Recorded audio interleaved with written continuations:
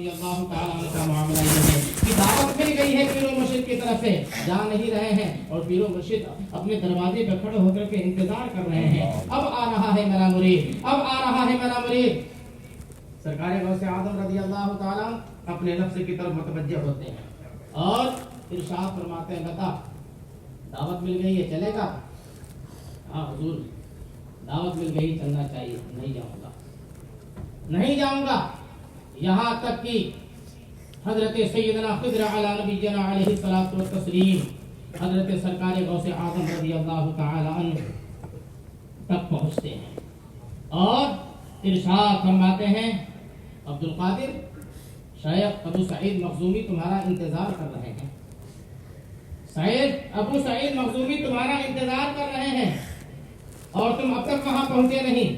سرکار خضر علیہ السلام حضرت سرکار غوث اعظم رضی اللہ تعالیٰ عنہ کو اپنے ساتھ لے کر کے وہاں پہنچے اور حضرت سرکار ابو سعید مخزومی رضی اللہ تعالیٰ عنہ اب اپنے ہاتھوں سے لقمہ بنا بنا کر کے سرکار غوث اعظم رضی اللہ تعالیٰ عنہ کے شہان مبارکہ میں ڈالتے جا رہے ہیں اور اللہ تعالیٰ کے عزت و جلال کی قسم دے کر کے ڈالتے جا رہے ہیں۔ میرا امام اسی کو تو کہتا ہے قسمیں دے دے کے کھلاتا ہے پلاتا ہے تجھے، قسمیں دے دے کے کھلاتا ہے پلاتا ہے تجھے، پیارا اللہ تیرا چاہنے والا تیرا۔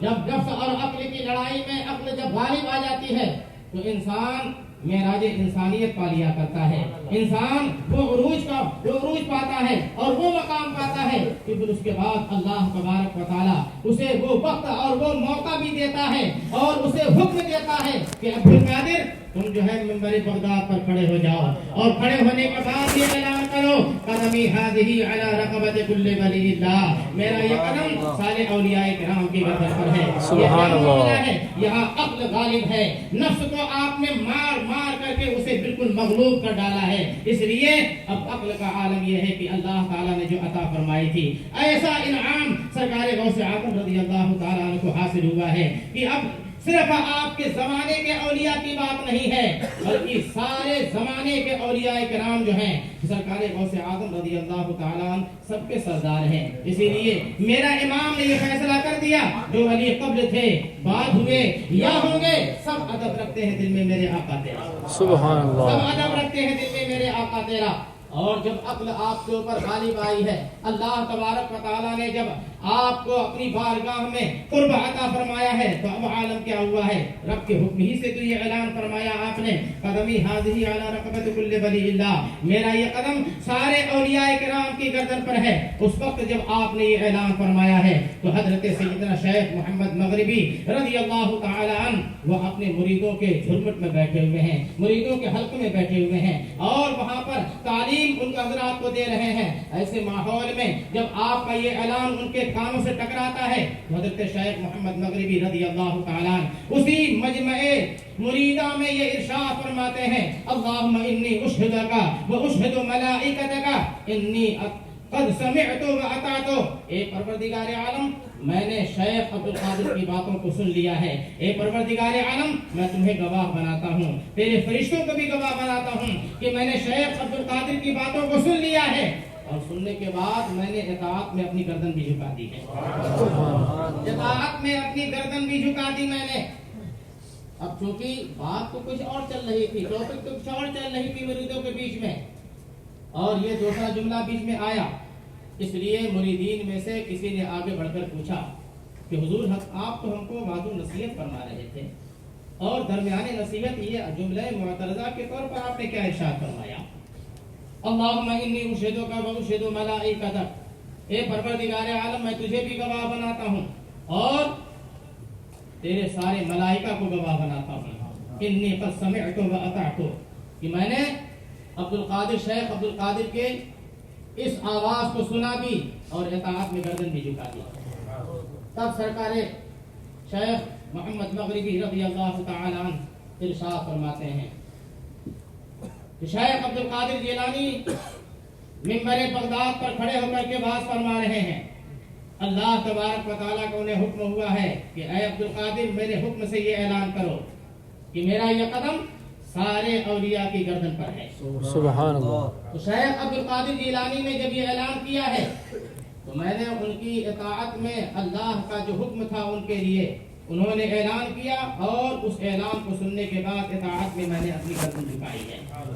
اور صرف اتنے ہی بھی بس نہیں کرتے ہیں، ارشاد فرماتے ہیں یہ تو ہو گیا جو میں نے گردن جھکائی ہے۔ ارشاد فرماتے ہیں کہ میں نے اب اس کے بعد کچھ اونچے اٹھ کر کے دنیا میں، عالم ارواح میں اور بطون مادر میں جتنے اولیاء کرام آرام فرمائے، جتنے اولیاء کرام جو تشریف فرما ہے، ہر ایک کو میں نے دیکھا ہے۔ اب اس کے بعد فرماتے ہیں کہ وہ اولیاء کرام جو ہم سے پہلے اپنی قبروں میں جا چکے ہیں، میں نے ان کی قبروں میں جھانک جھانک کر دیکھا کہ شیخ عبد القادر جیلانی کے اس اعلان پر اپنی قبروں میں گردن جھکائے ہوئے ہیں۔ اب اس کے بعد وہاں سے نکلتا اور اس دنیا میں آیا، زمین پر آیا، اور زمین پر آنے کے بعد میں یہ دیکھ رہا ہوں کہ روئے زمین پر جتنے بھی اولیاء کرام جہاں جہاں ہیں، شیخ عبد القادر جیلانی کے اس اعلان پر اپنی گردنیں جھکائے ہوئے ہیں۔ سبحان اللہ۔ اب میں بڑھتا ہوں، کہاں بڑھ رہا ہوں؟ میں پڑھ رہا ہوں بطون مادر میں، جو اولیاء کرام اپنی ماؤں کے پیٹ میں ہیں، میں نے دیکھا کہ وہ لوگ اپنی ماؤں کے پیٹ میں اپنی گردنیں جھکائے ہوئے ہیں۔ پھر آگے بڑھتا ہوں تو میں صلب ماں باپ پیدر میں دیکھ رہا ہوں، جو اولیاء کرام اپنے باپ کی صلب میں ہیں، وہاں میں دیکھ رہا ہوں کہ وہیں کو وہ گردن جھکائے ہوئے ہیں۔ پھر اس کے بعد میں اور آگے بڑھتا ہوں، اور عالم ارواح میں جب میں نگاہ ڈالتا ہوں تو عالم ارواح میں جتنے اولیاء کرام کی روحیں ہیں، وہیں وہ اپنی گردنیں جھکائے ہوئے ہیں۔ اب اس کے بعد جب عالم ارواح کا معاملہ آ گیا تو اس کے بعد اب میرا تصور جا رہا ہے کہ اسی عالم ارواح میں ایک روح تھی جو اپنے انداز میں وہاں تو اس نے گردن جھکائی، مگر اس گردن جھکانے کے بعد جب دنیا میں آئی ہے تو اپنا وہ ثبوت الفاظ کی صورت میں اس طور پر دے رہی ہے، یہ دل یہ جگر ہے، یہ آنکھیں یہ سر ہے، جہاں چاہو رکھو قدم رو سے آتا ہوں۔ اللہ اکبر یا رسول اللہ۔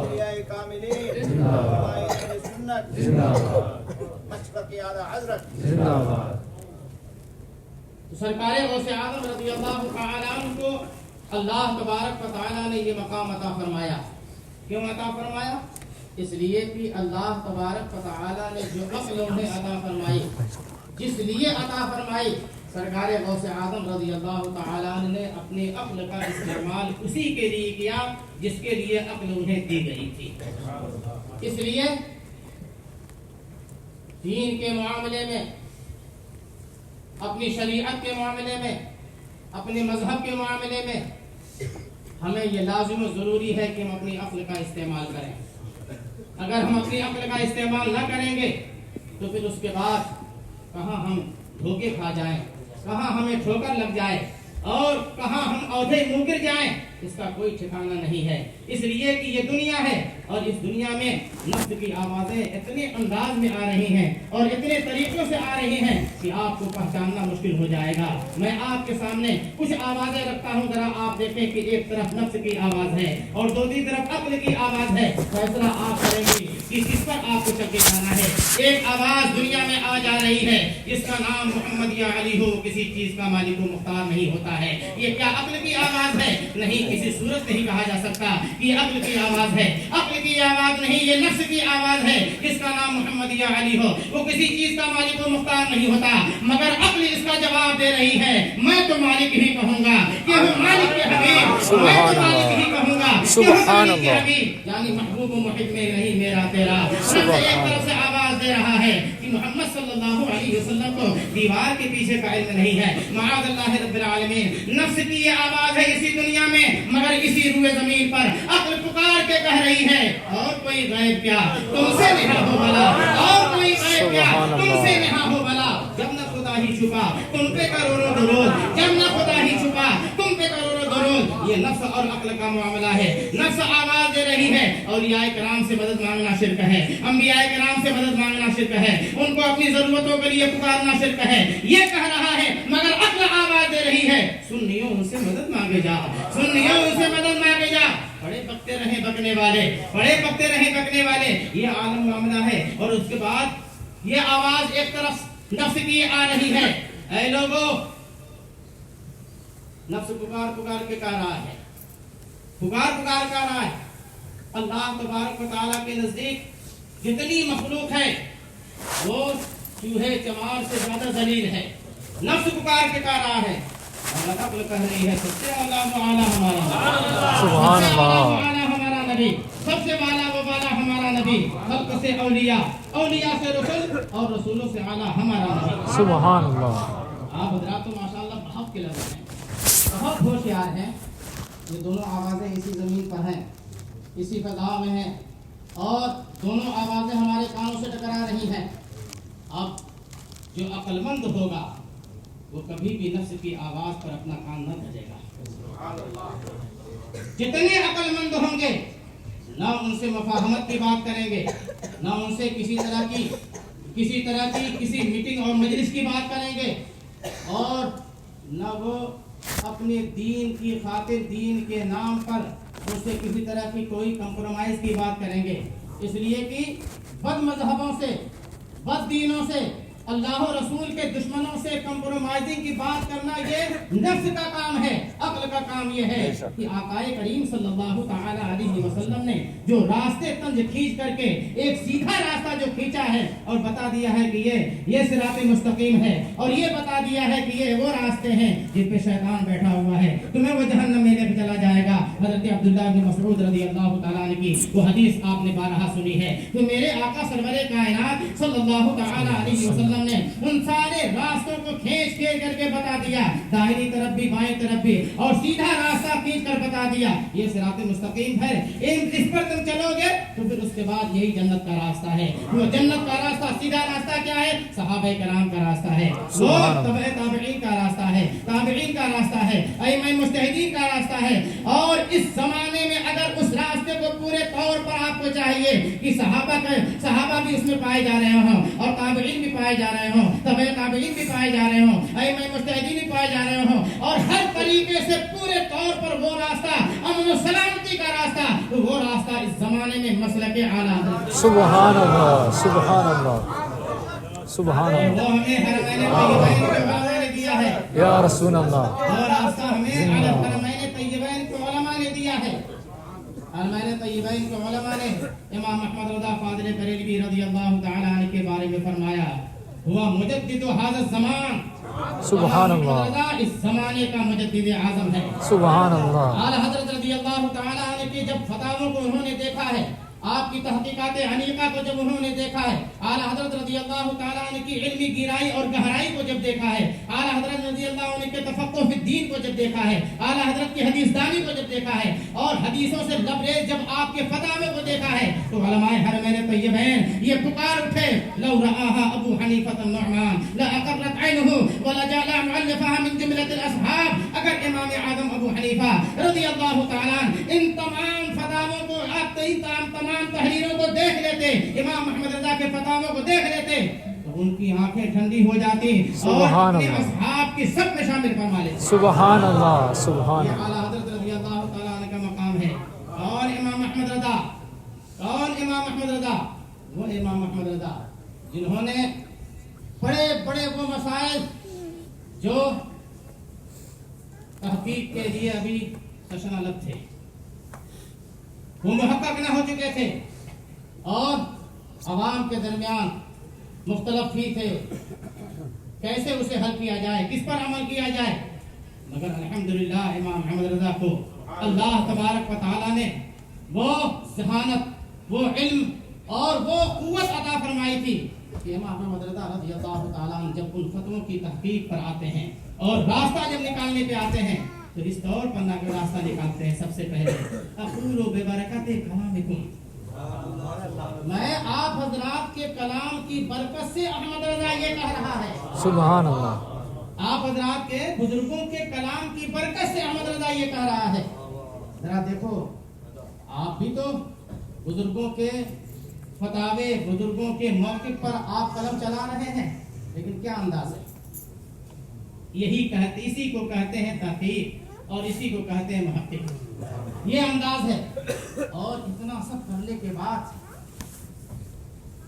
आजिज़ी तरह देखिए, इमाम अहमद ये नहीं कहते हैं कि मैंने बहुत काम कर लिया है। इमाम अहमद ये कहते हैं कम तरकल अवाइदिल अवाखिर, ہمارے بڑوں نے چھوٹوں کے لیے کتنا کام چھوڑ دیا کرنے کے سبحان یا اللہ، غرور گھمنڈ کو چکنا چور کرتے ہوئے پیروں سے روتے ہوئے اپنے بڑوں کی عظمتوں کو اس طریقے سے ظاہر فرمایا۔ سبحان اللہ۔ اس لیے نفس کی آواز پہ مت جانا، یہ ماہ رجب ہے۔ ابو الاعلیٰ مودودی نے سرکار سیدنا غریب نواز رضی اللہ تعالی عنہ کے بارے میں یہ لکھا کہ خواجہ غریب نواز کے روضے پر جانا اپنی ماں سے زنا کرنے کے برابر ہے، معاذ اللہ رب العالمین۔ یہ نفس کی آواز ہے، مگر عقل کی آواز احسن البیاں میں دیکھو، امام احمد رضا خود یہ لکھتے ہیں کہ جہاں بہت سارے جو مقامات ہیں جہاں دعائیں قبول ہوتی ہیں، ان مقامات میں سے ایک مقام سرکار غریب نواز سبحان اللہ، سبحان اللہ، عقل کی آواز سبحان ہے، اللہ، ماں سے زنا عقل کی آواز ہے، وہاں دعا قبول ہوتی ہے۔ سبحان اللہ، زندہ نفس کی آواز ہے، کیوں یہ کہہ رہے ہیں وہاں ایسا معاملہ ہے؟ اس لیے کہ تم جاؤ گے ادھر تو شیطان تمہارے اوپر جو ہے وہ قبضہ نہیں پائے گا۔ غریب نواز کی بارگاہ میں جاؤ گے، تمہاری دنیا بھی سمجھے گی، تمہاری آخرت بھی سمجھے گی، اور کیسے کیسے لوگوں کو سنوارا ہے معلوم ہے آپ کو؟ دربھنگہ کا ایک آدمی جو ہے ہر سال وہاں پہ آیا کرتا تھا، ہر سال آیا کرتا تھا۔ اس کا کوئی دوست تھا، بزنسی تجارتی دوست تھا، اس نے بھابھی تھا، اس نے کہا بھائی تم کہاں خواجہ غریب نواز کی بارگاہ میں سالن مل جاتے ہو، سالن مل جاتے ہو؟ اس نے کہا ہمیں معلوم ہے کیوں جاتے ہیں، ہم جانتے ہیں کہ وہاں کیا ملتا ہے، رحمتوں کی برسات وہاں کیسی ہوتی ہے۔ اچھا ٹھیک ہے ذرا میں بھی چل کے دیکھتا ہوں۔ اب آیا یہاں پر، آیا تو کیا دیکھتا ہے، تو یہ دیکھ رہا ہے کہ فقیر جو خواجہ کے دربار سے 1 روپیہ مانگ رہا ہے، لیکن وہ یہ دیکھ رہا ہے کہ وہ 1 چکر لگایا نہیں ملا، 2 چکر لگایا نہیں ملا، 3 چکر نہیں لگایا نہیں ملا، تو بھائی برتن میں جو چیز ہوتی ہے وہی تو ٹپکتی ہے نا۔ اب وہ اسی نظریے سے دیکھ رہا ہے کہ دیکھو لوگ یہاں آتے مرادیں مانگنے کے لیے، فقیر کو 1 روپیہ نہیں مل رہا ہے۔ فقیر نے جب 7 چکر لگائے تو یہ آگے بڑھتا ہے اور اپنی جیب میں ہاتھ ڈال کر کے 1 روپیہ نکالتا ہے اور دیتے ہوئے کہتا ہے ارے تو کیا خواجہ سے مانگ رہا ہے، وہ تو قبر میں مرے پڑے ہیں معاذ اللہ، لو میں تمہیں دے رہا ہوں۔ اس نے 1 روپیہ لیا اور بڑے سکون اطمینان کے ساتھ اس نے 1 چکر اور پورا کیا، اور 1 چکر پورا کرنے کے بعد کہتا ہے خواجہ تیرے بنیارے جاؤں، یعنی خواجہ تم پر قربان جاؤں کہ تم نے دلوایا بھی تو کیسے وہابی سے دلوایا۔ سبحان اللہ۔ دیکھو اگر تم یہاں آ کر کے جو ہے وہ کسی کو مختار مت مانو، لیکن تم بھی جو ہے خواجہ کے اختیار میں آ گئے ہو، تم بھی خواجہ کے اختیار میں آ گئے ہو۔ خواجہ کا در حضرت سیدنا اورنگزیب عالمگیر سے پوچھو، جب ایک مرتبہ وہ گئے، ان کا طریقہ یہ تھا کہ مزارات پہ وہ جاتے تھے، سلام کرتے تھے، اور جب سلام کا جواب نہیں آتا تھا تو اس مزار کو اٹھا دیتے تھے۔ کیا مطلب ہوا؟ اولیاء کرام اپنی قبروں میں زندہ ہیں، یہ عقیدہ ہے۔ اس لیے وہ گئے، 1 مرتبہ سلام کیا جواب نہیں آیا، 2 مرتبہ سلام کیا جواب نہیں آیا، ایک معاملہ تو یہ ہوا۔ دوسرا معاملہ جب جا رہے تو دیکھا کہ ایک نابینا ہے، وہ سرکار غریب نواز کی بارگاہ میں آنکھ مانگ رہا ہے۔ اس سے پوچھا کہ تم کتنے دن سے یہاں مانگ رہے ہو؟ میں برسوں سے آنکھ مانگ رہا ہوں، خواجہ سے نہیں مل رہی ہے۔ اچھا نہیں مل رہی ہے، مجھے پہچانتے ہو؟ نہیں پہچانتا، میں ہندوستان کا بادشاہ اورنگزیب عالمگیر ہوں۔ سنو میں جا رہا ہوں دربار خواجہ میں حاضری کے لیے، واپس آؤں تو تمہارے اس پیشانی پر آنکھ ہونی چاہیے۔ اب تو حالت خراب۔ سرکار غریب نواز کی بارگاہ میں گئے، وہاں جا کے سلام کیا، پہلا جواب نہیں آیا، دوسرا سلام کیا جواب نہیں آیا۔ کوئی اور مزہ ڈھا سکتے تھے وہ، اورنگزیب آپ اس وقت کے بادشاہ ہیں اور میرے خواجہ ہوا ہے جو آپ کو بادشاہ بنایا ہوا ہے، اس کو کیسے ڈھائیں گے؟ تشویش، حیرانی کیفیت، کیا بات ہے، جواب کیوں نہیں آ رہا ہے؟ تیسری مرتبہ جب سلام کیا، سنیو سنو اولیاء کرام زندہ ہیں، سبحان اللہ۔ تیسری مرتبہ سلام کیا جواب آیا، اور یہ بھی جواب آیا۔ اورنگزیب جب تم نے پہلی مرتبہ دوسری مرتبہ سلام کیا تو میں حرم کعبہ میں نماز پڑھا، سبحان اللہ۔ میں حرم کعبہ میں نماز پڑھ رہا تھا، تم اجمیر میں سلام کر رہے ہو نا، میں تمہارے سلام کا جواب حرم کعبہ سے سن رہا ہوں، سبحان اللہ، نماز میں تو جواب نہیں دوں گا، اس لیے تیسری مرتبہ جواب دیا۔ اب اس کے بعد ادھر اس نابینا کیا عالم ہے، اب تو یہ خواجہ کے دربار میں مچل رہا ہے، تڑپ رہا ہے۔ خواجہ اب تک تو آنکھ نہیں تھی، اے خواجہ اگر آپ نے کرم نہ کیا، اے خواجہ اگر آج آپ نے آنکھ نہیں دی تو آنکھ سے تو محروم تھا، اب تو جان سے محروم ہو جاؤں گا، میری جان بچا لیجیے خواجہ، میری جان بچا لیجیے خواجہ۔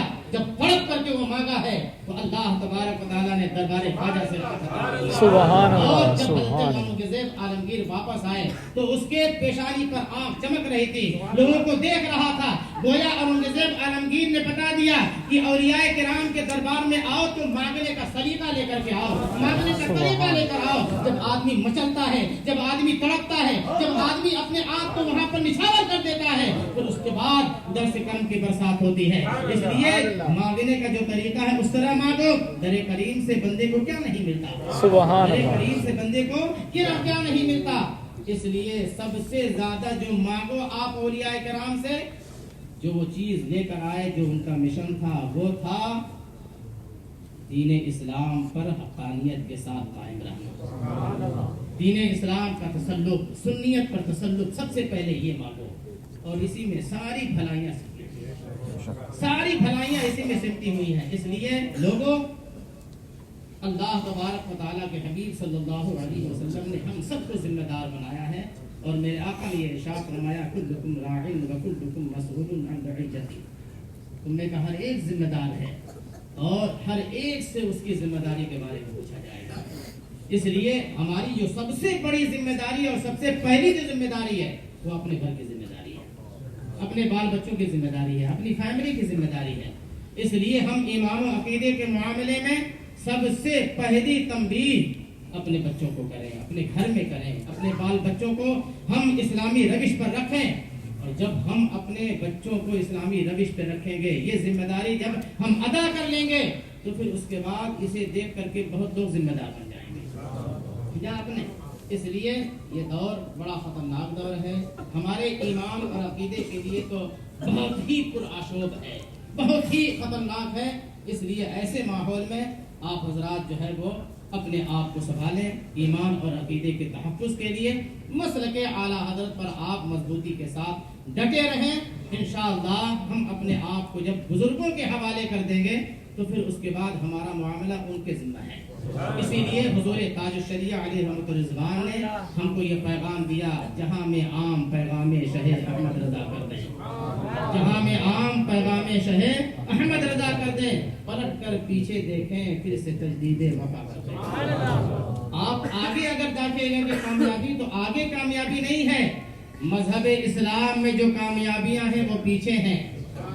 آپ دنیا کے معاملے میں جو کچھ بھی کر رہے ہیں، ہر آنے والی چیز جو ہے پچھلی کو جھٹلاتی جا رہی ہے، ہر آنے والی چیز پچھلی کو غائب کرتی جا رہی ہے، ہر اپڈیٹ چیز جو ہے وہ اپنے پہلے والے کو جو ہے وہ ناکام کرتی جا رہی ہے، مگر ہماری ساری کامیابیاں جو مجبر ہیں وہ ہمارے پیچھے ہیں۔ اسی لیے تاج الشریعہ نے بہت مفہوم اور بہت معنی سے لبریز یہ شعر کہا ہے، پلٹ کر پیچھے دیکھیں۔ جب آپ پلٹ کر پیچھے دیکھیں تو یہ دامن پکڑیں اور یہاں سے چلیں، تاج الشریعہ آپ کو ملیں گے، حضور مفتی اعظم آپ کو ملیں گے، حجت الاسلام آپ کو ملیں گے، اعلیٰ حضرت آپ کو ملیں گے، سرکار نوری آپ کو ملیں گے، سیدنا احمد آل رسول احمدی آپ کو ملیں گے، سرکار غریب نواز آپ کو ملیں گے، سرکار غوث اعظم آپ کو ملیں گے، حضرت مولانا کائنات علی مرتضیٰ ملیں گے، صحابہ کا دامن ملے گا۔ اب آپ دیکھیے پیچھے جائیے، ہم پیچھے جا رہے ہیں، ہمارا حق پیچھا اتنا اسٹرانگ ہے کہ ہمیں پرواہ کرنے کی کوئی ضرورت نہیں ہے۔ جہاں میں عام پیغامیں صحیح احمد رضا کر دیں، پلٹ کر پیچھے دیکھیں، پھر سے تجدید وفا کر دیں، اور جب آپ یہ کریں گے تو تاج الشریعہ آپ کو اپنے دامن میں لے کے گئے۔ اختر قادری خلد میں چل دیا، اختر قادری خلد میں چل دیا، خلد باہ ہے ہر قادری کے لیے۔ مسلک اعلیٰ حضرت زندہ باد، مذہب اسلام پائندہ باد۔ سبحان اللہ۔